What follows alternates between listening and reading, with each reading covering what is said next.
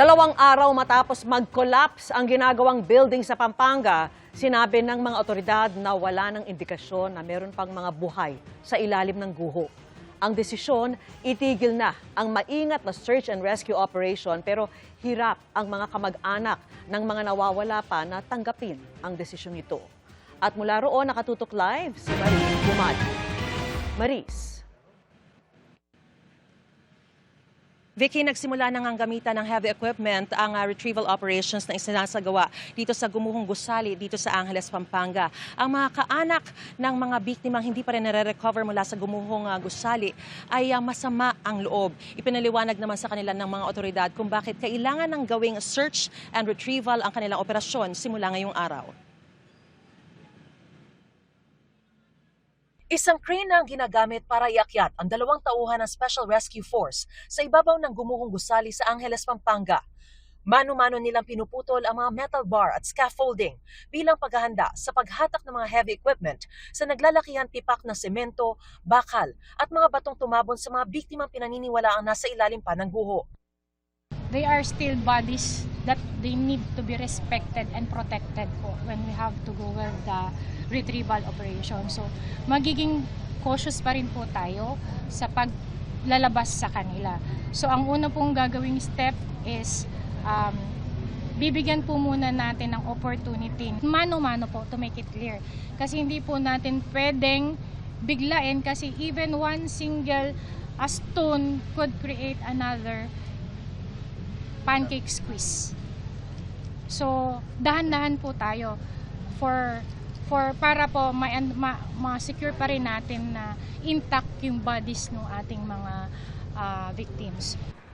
Bago mag-alas 8:30 kagabi, itinigil na ng mga otoridad ang rescue operations dahil wala na raw nakitang signs of life. Kaya ang mga kaanak ng mga biktimang hindi pa nare-recover, naghihimutok.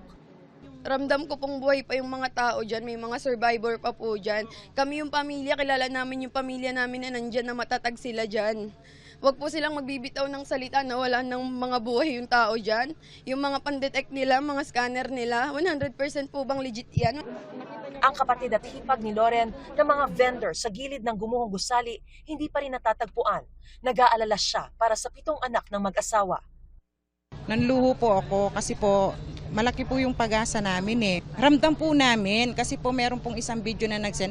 Nakita po namin yung pong ilalim, may maluwang pa eh. Napakasakit po talaga ma'am, napakasakit.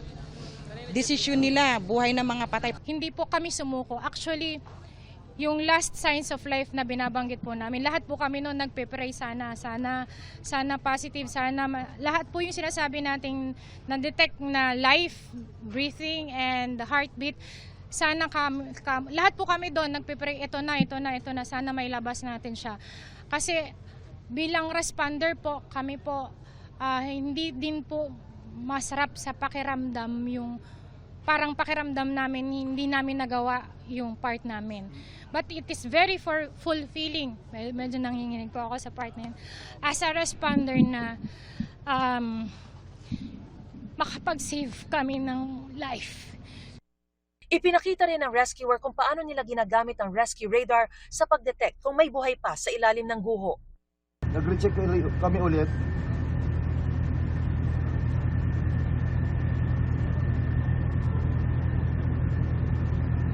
Totally wala nang nagawa.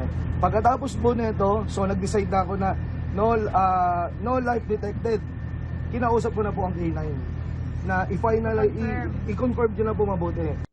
Paliwanag ng mga otoridad, hindi desisyon ng ilang tao lang ang pag-transition sa retrieval operations, kundi consensus ng mga eksperto. Mula alas 3 kahapon hanggang alas 8, wala na raw signs of life. At bukod sa rescue radar o yung life locator, ay katuwang din nilang K9 units na hindi na rin rumiresponde sa dating kinakitaan ng signs of life. Si Evelyn, labis ang paghihinagpis sa pagkasawi ng kanyang amang si Porperio sa guho. Apela niya sa mga may-ari ng Gumuhong Gusali. Sana po magkaroon man lang po siya ng kahit konting konsensya, ano po siya sa amin kasi tatay ko po yun eh. Masyado pong malaking kawalan sa amin yun eh. Lalo po sa mga kapatid ko. Lumitaw po siya, magpakita siya. Parang awa niya na po sa may mga pamilya. Hindi po yung kaming ganito nagsasuffer, naghihirap. Si Cristita, isa sa mga nakaligtas sa guho, puno ng pasa at sugat ng katawan at nagtamo rin ng bukol sa ulo. Ikinwento niya ang mga huling sandali bago gumuho ang gusali. Nagulat na lang daw siya nang may biglang bumagsak na bakal. Wala mang 1 minute, parang yumayanig siya.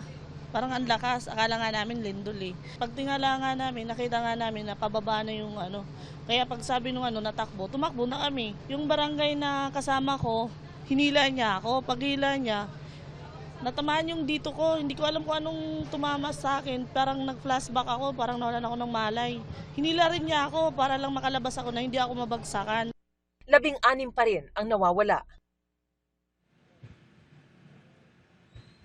Vicky, 24 oras na ang sinasagawang retrieval operations dahil hindi na raw pwedeng patagalin pa lalo't nangangamoy na at delikado na rin para sa kalusugan ng mga residente. Narito rin, Vicky, ang PCAB o yung Philippine Contractors Accreditation Board para inspeksyonin yung structural integrity ng gumuhong gusali at masiguro ang kaligtasan ng mga nagsasagawa ng recovery operations. At bukas, Vicky, ay nakatakdang pumunta rin dito sa Ground Zero si DILG Secretary John Vic Remulla para alamin at tignan ang criminal liability na may-ari at contractor ng gumuhong gusali. Vicky? Maraming salamat sa iyo, Mariz Umali.